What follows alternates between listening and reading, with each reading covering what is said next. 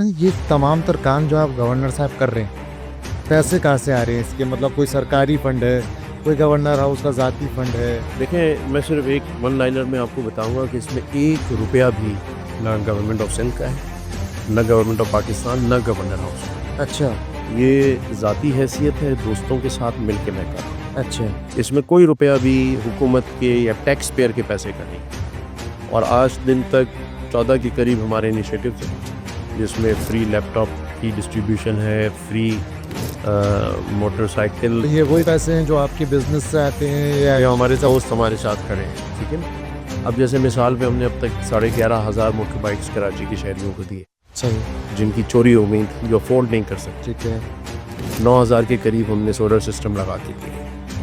اسی طرح 21,000 فروٹس اور سبزیوں کے ٹھیلے، 21,000 پاپ کارن اور چپس کی مشینیں، اور پھر روزگار اسکیمز میں 1 لاکھ سے 1 کروڑ روپے تک کا قرضہ حسنہ، بچوں کو فری بریک فاسٹ اسکولوں میں بھجوانا، جس میں سیلانی ہمارے ساتھ ہے، کچھ پروگرامز میں GDC ہمارے ساتھ ہے، اور کچھ ہم خود کرتے ہیں انڈیپینڈنٹ۔